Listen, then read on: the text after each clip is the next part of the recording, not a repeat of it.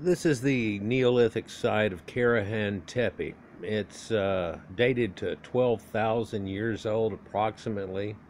We haven't gotten the last papers out on this, and I still am breathlessly anticipating it.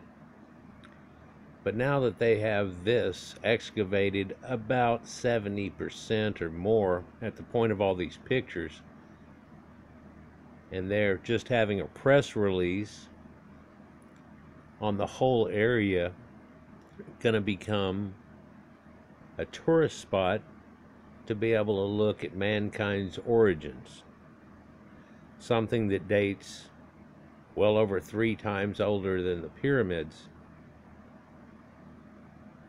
and delves back into the last ice age. In fact, this was built 400 to 600 years before the oldest dating we have so far at Göbekli Tepe, its sister site.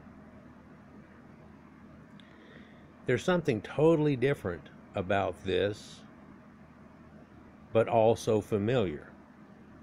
There are 230 T-pillars that are shown here, and a lot of the rooms and everything is all built the same way, and there's a lot of similar concepts. But this place seems to show an occupation that came in on it that doesn't really show on Göbekli Tepe, or at least not the portion that we've excavated so far. For there are little pieces that we've gotten of it other that show all these extra rooms and stuff, and you eventually say, well, this is stock hoarding and doing things that the priests were doing, right? And there became a priestly class that was running this place that hunter-gatherers were going back and forth with. And I don't know, but I doubt any of these priests at a certain point here ever had to hunt again.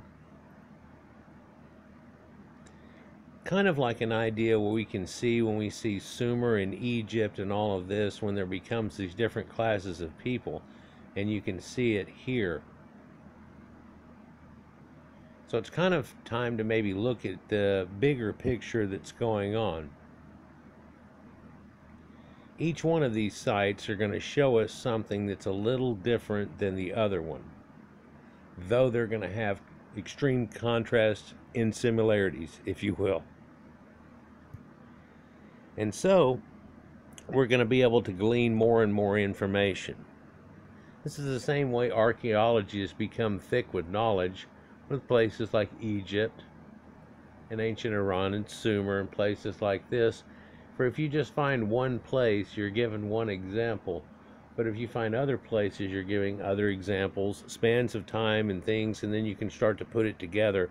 And it allows you to step inside of their world a whole lot deeper.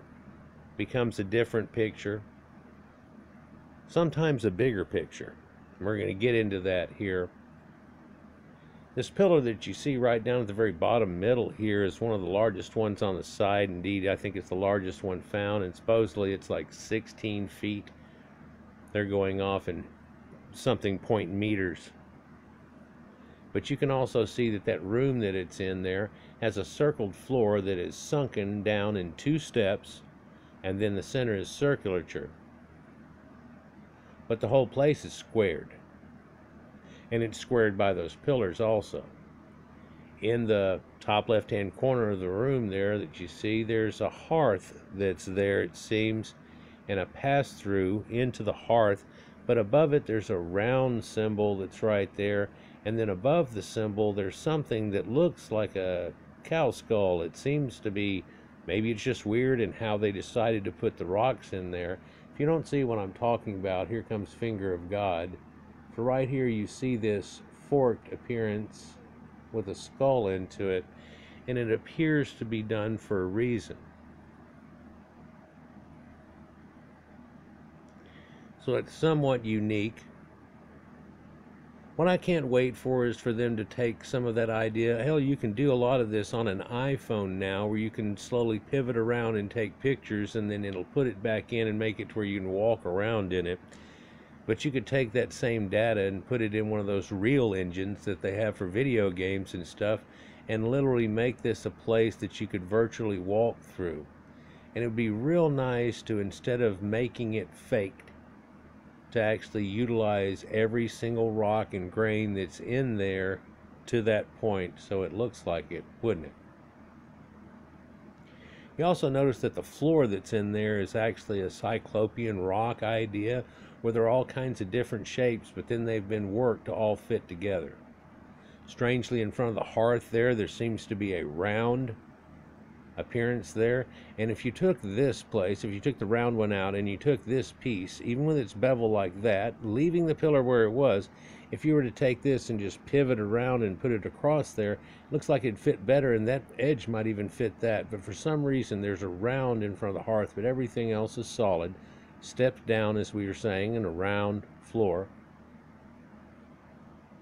Kind of unique, but under that same style that we're all familiar with.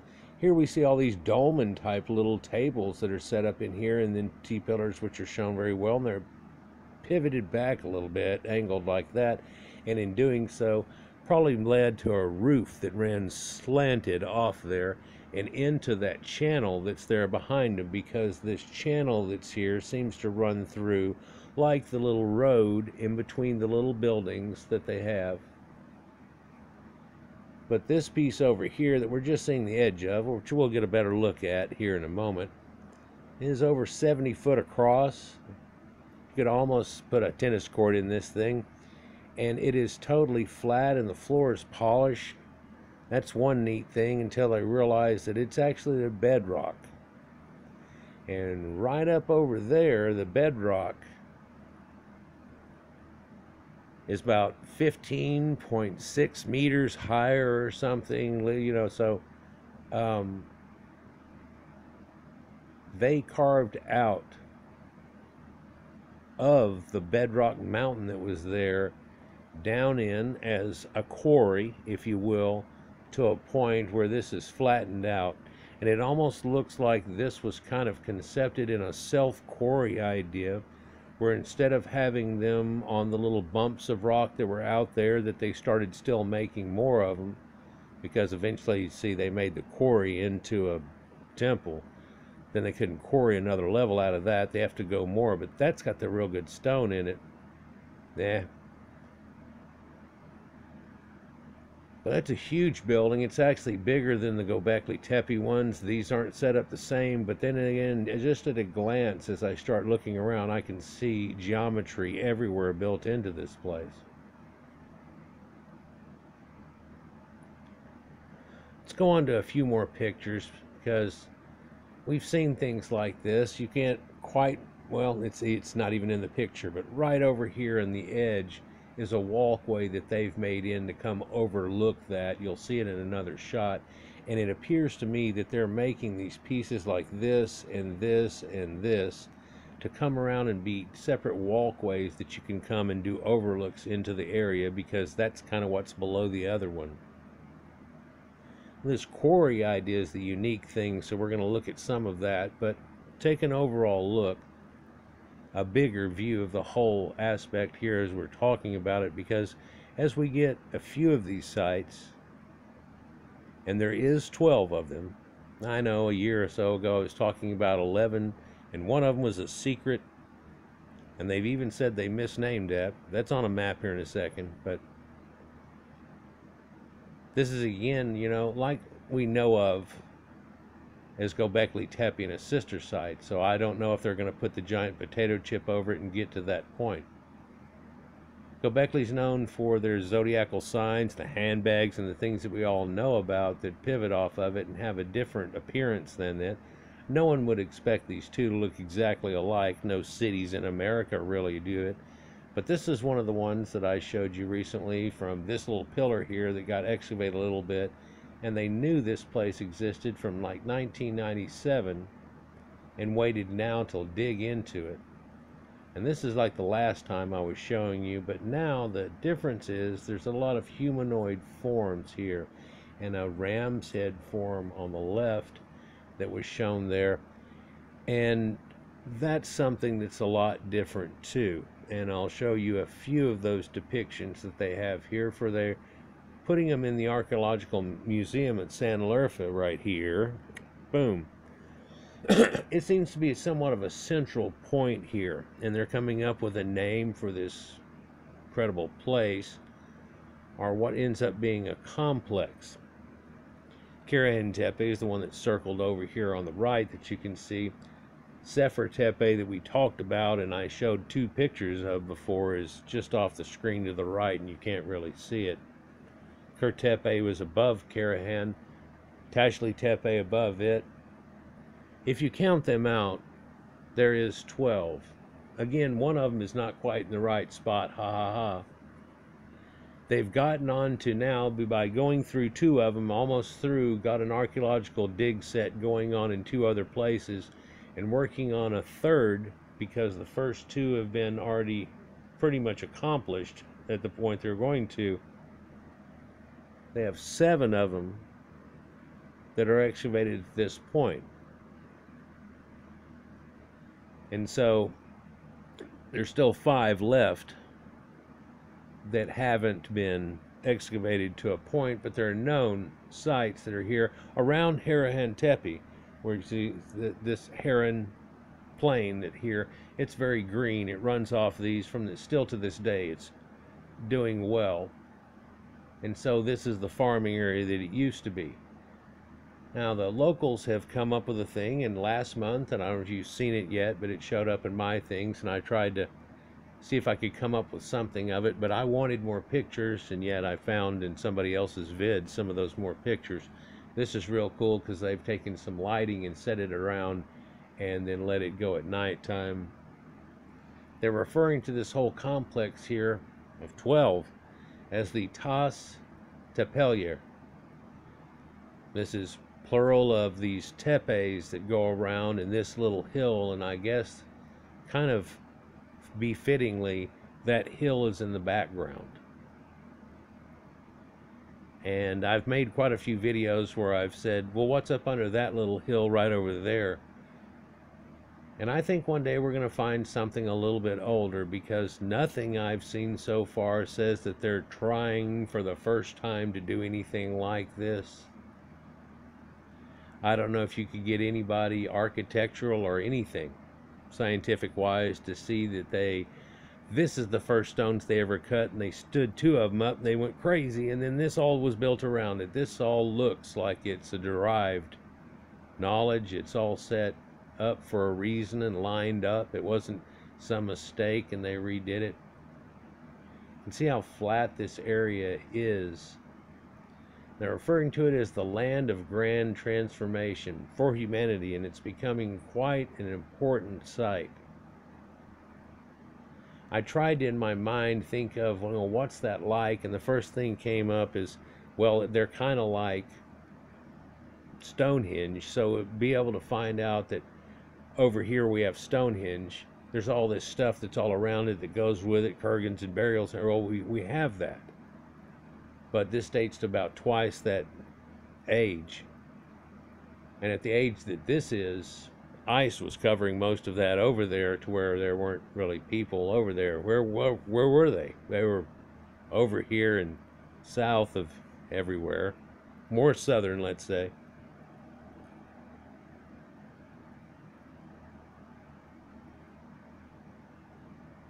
But this is showing something that not... You know, people have said a lot of things like, it seems like that whenever this Younger Dryas event happened, they built this temple and da-da-da because of whatever, and then they buried it a little bit later and took off or something. And that's not necessarily true, or the way that it even pans out for Göbekli Tepe itself. But here we have sites that were already built before that, before the event. The Ice Age is happening. Everything's kicking, going just fine. They're right here on the edge of this plane of growth here that naturally happens every year, and all these places can feed off of it, these hunter-gatherers. What this site has is a lot of domicile type things built all around it, and you can imagine the priestly class would have the control of that area, and then you'd start building places around it. But that had to be conscious for the land, of course, and in an elvish type way. They weren't making buildings like this necessarily. It's almost like a forbidden type of thing. What are you doing? Are you trying to build your own thing? It's going to screw this whole thing up that everybody made. Yeah, different ideas can come out of that, but so this Turkey Tourism Promotion and Development Agency that they have running this has put out here last month this, which they call Tas Tepeler, and it's showing all of these sites and talking about the others somewhat discreetly, but it's fixing to be a kickoff thing and bring a whole lot of tourism into the area.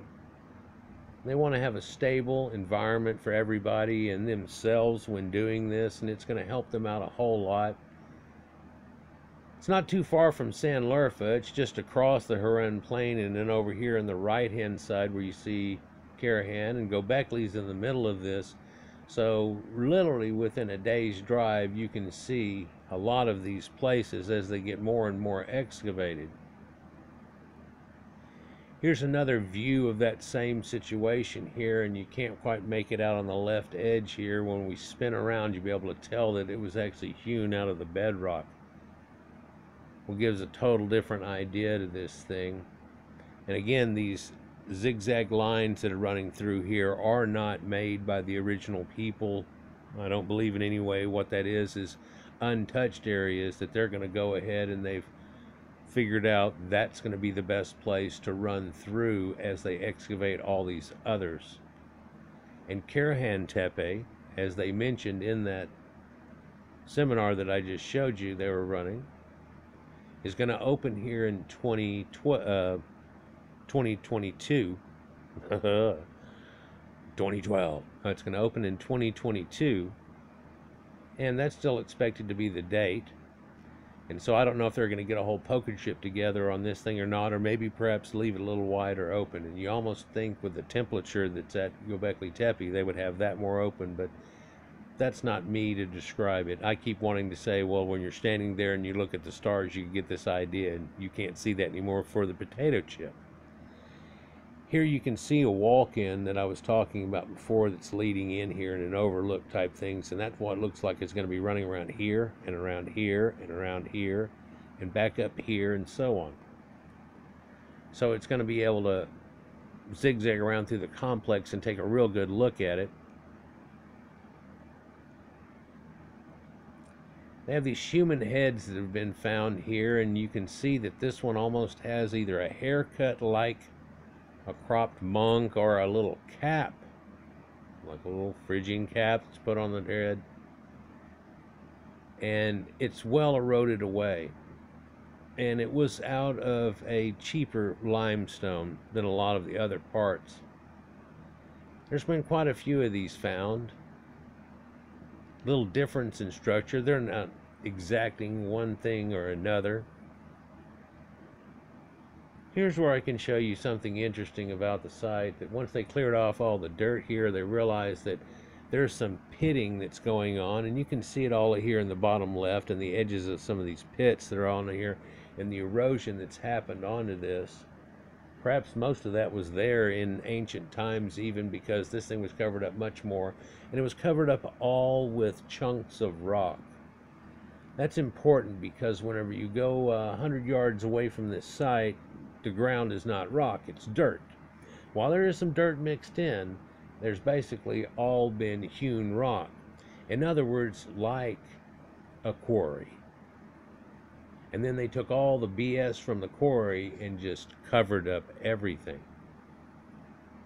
Interesting in this site is this room right here is that flat floored room that we're talking about, and then there's this deep tunnel that's running into this here that comes down, and also next to it there's a place with a pass-through that comes into this room, and this room is hewn out of that bedrock all the way down, leaving these pillars, and then there's a monolith pillar, like a T-pillar, set off in the middle of them.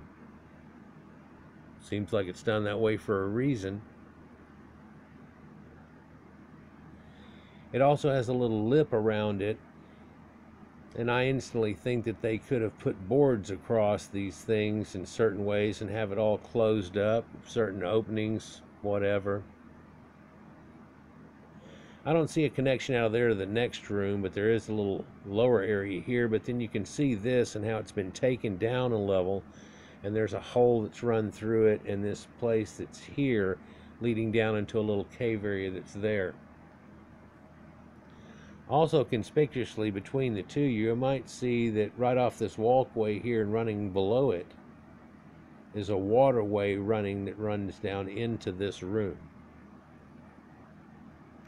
I don't know what that's for, but it almost appears to me, looking at the picture in my shot, that it goes through in here, but it also goes right back over there, and you can see a line going.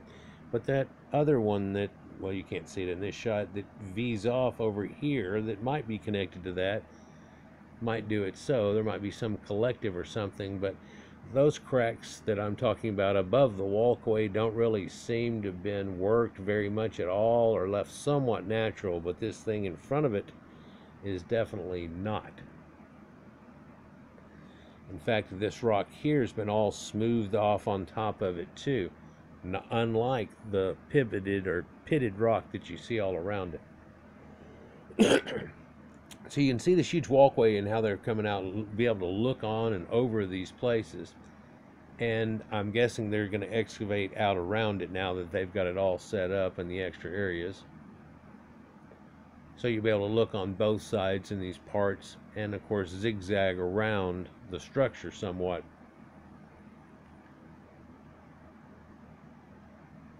And this is that great room that we're talking about, and I'm guessing that just looking around you can see pillars here and pillars there and all the way back over here and stuff, but this floor that's here has been hewn out of the bedrock down to a point, and here you're looking at the back escarpment that's here off of it, and it's been taken down, and I want to say that the guy said 15 meters, which comes out over 45 foot. I think it's 15 feet, and that would make it more correct because it looks like it's about 15 feet. And you can see the pillars that are left there and points of it. It almost looks like that perhaps was being used as a quarry and then smoothed back off, and that was the end of it. It appears also that if they wanted to, they could have kept working through this rock and utilize it, making buildings and so on, but they utilized the quarry to make the room flat and quarry out to build some of these places, and then they turned the quarry into there was the purpose, it seems, in the quarrying idea that as they quarry it out, they will leave this perfectly flat floor with this, with da-da-da-da-da. And this looks like the big room that you see in Göbekli Tepe. The only thing is this is 70 foot across, not like 34 or whatever that other one is, which is still, wow, look how big that is. Well, this one is like an amphitheater type situation in comparison to it. In the far right, you can see where that pillared room we were looking at before that's naturally built in there. Well, you can't quite make it out in here, I guess. It's right on the edge. Another view of it, and by looking at it here, hopefully you can kind of discern what's going on. It took me a minute to catch up, and then I was like, wow, oh wow. For the bedrock here, hump that here used to be sitting all like this, okay, and then they used that and got that all flat here to build a lot of these other places, and I'm not sure, I don't think they are or even thought of this perhaps yet, but maybe some of the other places they drug them all the way there or something. It's possible. But in doing so, you can see what's left here of this, and how it's just been chopped off like a quarry and then flattened off here. Pretty smooth. Pretty smooth. Gigantic in size. And see, it comes out here, but what you're not seeing in the shot is that's, well, right there you are, that's the end of it. No, it's not, because you can see this wall and this one just keep running this way and so on, and that's a whole nother building. It's not like this, it's like that over here.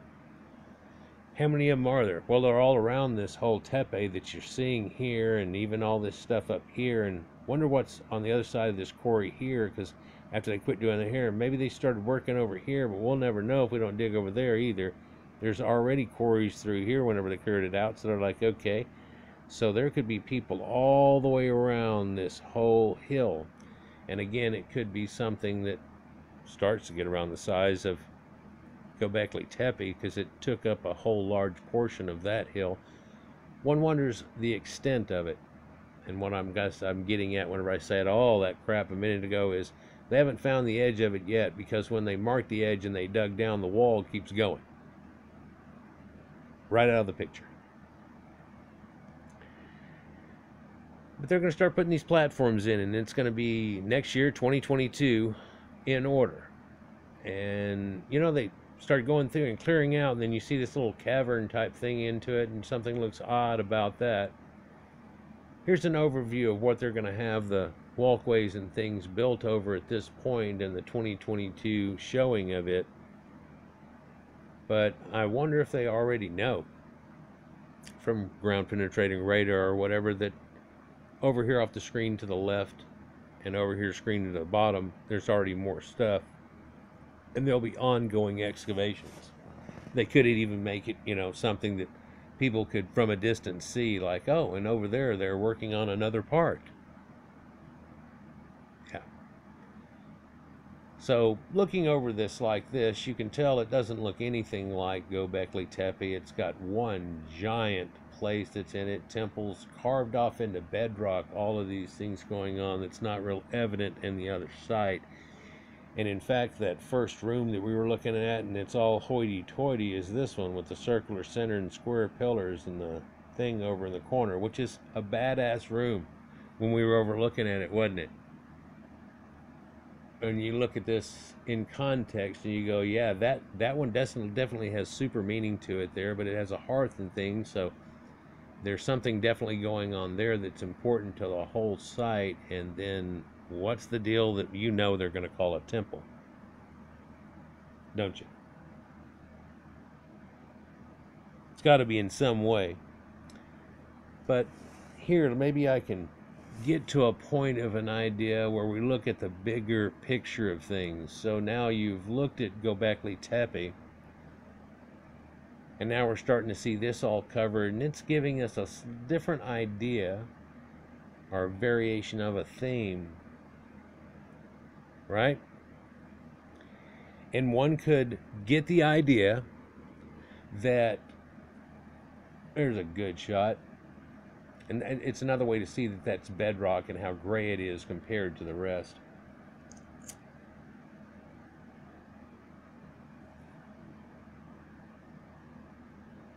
There's that pit room. Here's the one with the pillars are all in it, with the one square pillar that leads in.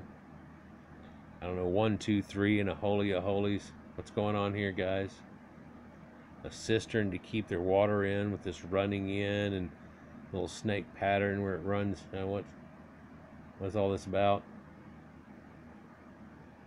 Again, there's the edge of the dig. Well, that wall just keeps going on. It does start going down there, though, and that makes you think, well, maybe not. I guess at this place, we know for sure they couldn't dig below and find anything below her, but it's possible there are things that was the reason the people built her in the first place, and there's even a layer below that, like Göbekli Tepe. But looking at a bigger picture, we have 2, really 3 sites that are pretty much undergoing at this point and done well. 4, 5, 6, 7, and it's starting to show up again. And so again, we can show you this picture of all these places here, that there's 12. And we're starting to understand that we should consider this not to be Göbekli Tepe and Karahan Tepe and so on, but this should actually be considered a complex of ideas and considered as one, really. In fact, there's such a commonness with these people, and now we have 12 sites, because when you find one, that was like, oh my God, they must have been able to get all these hunter-gatherers together and do all these incredible things while they were hunter-gatherers, and that changed archaeology and everything, really. But yet, there's another one.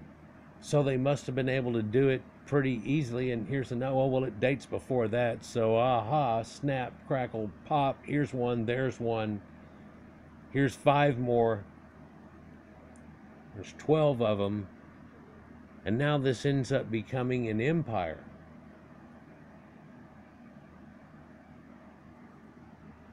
That only 12 of them have been found at this point, but I wonder what's up under that hill, or this hill, or that hill, or this one here. There has to be something right up in this area. It just looks like it.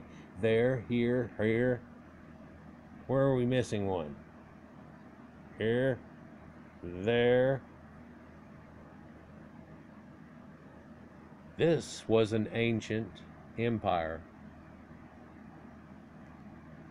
of early Neolithic stone builders, but then again, if we're changing the date on Neolithic by doing this and the whole concept that goes on, this is an incredibly advanced people.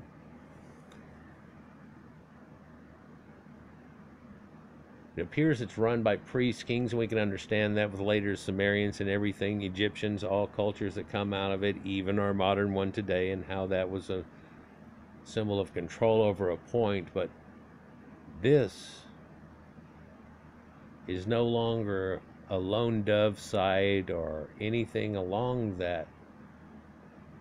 You start to get a bigger picture, and we're actually looking at an ancient empire that was alive and kicking well, and could date much older than the dating they give to them. The last of the charcoalishness that shows up at Karahan Tepe appears to be 400 to 600 years before them. This, strangely, but I'll have to see the paper, of course, makes me think that before the Younger Dryas event, and or right about the time or just before, they had buried their site for some reason. Did they start to make another one? Is one of these other, do people go for a while and then built a whole another one over here and built another one, and when they left the other one they bury it? What are we going to come up with on the idea of why they buried it and why they took all the refuse that made all the buildings and then just piled it all in?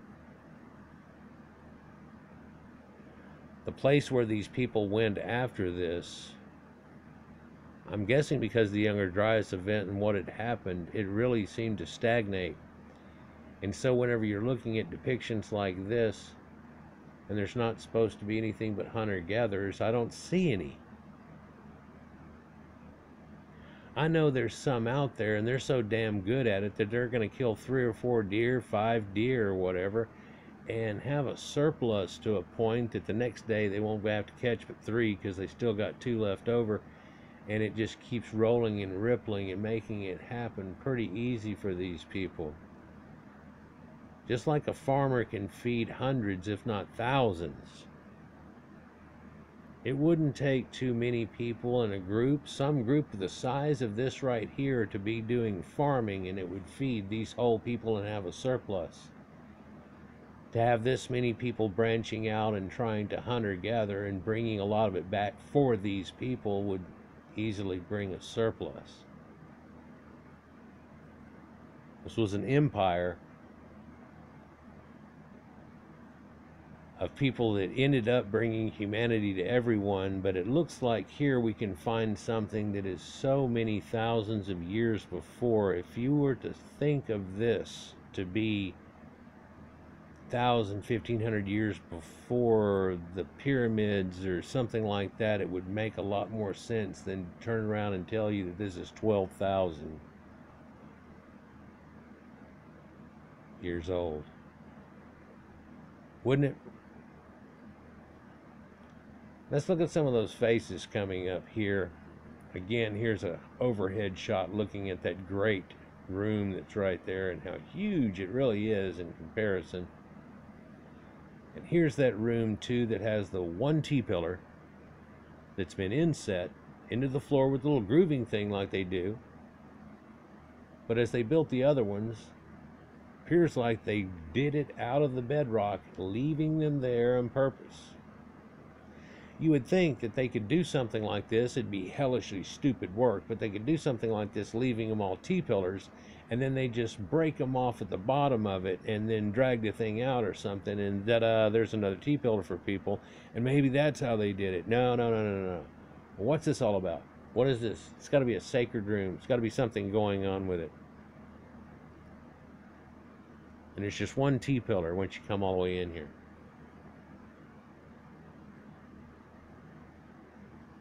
With the rest of it still at this point natural. Somewhat. Here's one of these faces that are shown here. Here's another one, which instantly, first time I saw it, made me smile and think of Alice the Goon from Popeye, and the way people draw Popeye, where you draw around the eyebrow, the nose, around the eyebrow in one little whoop. But it also has flavors that you can easily see in Urfa Man and things that we found, because we're not too far from San Lee Urfa. In fact, this is in the San Lee Urfa Museum.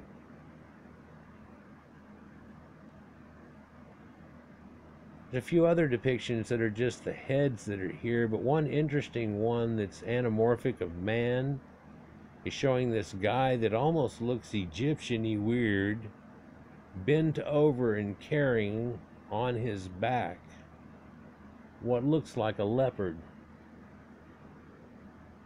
Could be a tiger or a lion, but because it's more speckled on its back and it looks like somebody did it, and the jowls and the way that they were working, and of course the leopard symbology of the people of this area that we know about, it doesn't look strange. He's carrying the leopard. Makes me want to make connections to Hallfell's Cave and that Cro-Magnon depiction of a man with a lion's head, and the Master of Beasts, which symbology is not in effect at this point. What is the symbology of man carrying that giant cat? Just odd. Done well. Stand out. There's another one where on one of these walls there's like a little effigy of a man's shape. Don't have a picture of it. They just said it. And I went, oh wow, let me look. And they're not that picture, 3 or 4 others. Again, here we can see a few of these heads. All of these are little head effigies that are around through here. It's somewhat focused on these, but even though this one's made out of darkened stone, you can see the phenotype of shonen here, and the way that one looks compared to the rest of them in carving is a little different too. This just has that all going on and very San Lurifa guy, but this one has eyebrows, eyelids, bridge nose, his mouth has got a mustache over it, a little chin beard and so on.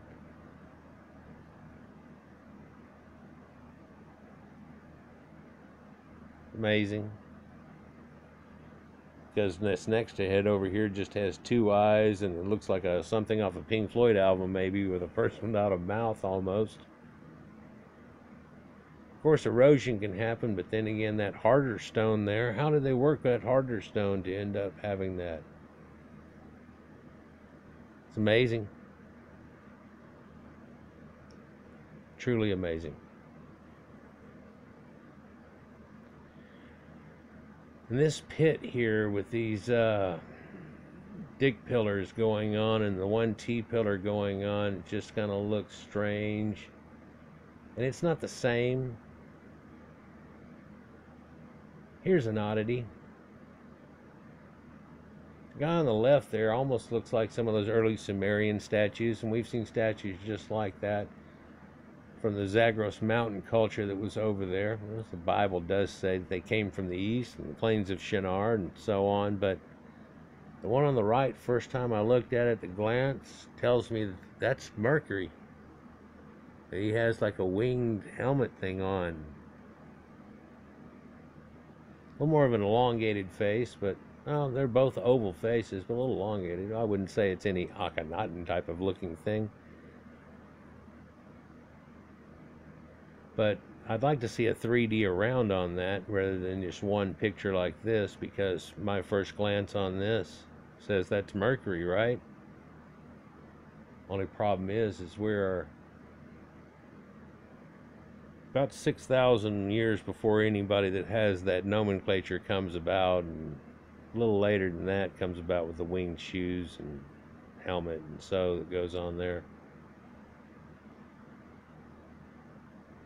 But as this comes out, and of course they've had people come out and be able to take looks like this, that's real neat. But whenever they get these other overlooks here, it's going to be quite the place to be able to go to, and it's going to bring a lot of tourism in the area, and it might entice a lot of people to go. And one would think that maybe what you would do, like people used to go through Italy and so on, and Rome, want to go check this out too. And if they're out there and they're just up in the Levant there, they could make a trip out of it if they wanted to, and jump down in the Levant and then pass to Egypt and then take a trip back too. There's probably going to be a lot of people doing this as these come out. 2, 3, 4, all within driving days distance of each other. There's already tour buses they're hooking up. They're making a place out here for the parking lot, for a visitor center and stuff that goes on with a lot of picture. But then again, a lot of the major archaeology is going in the San Leorfa Museum. So that's going to be kind of a pod situation. And then within 30 kilometers supposedly of that site, there is 7 of these. And if you're willing to go a little farther, which if you're going that direction to see one of these, you might want to see the other 2 that are over in that direction too, and make a day of it.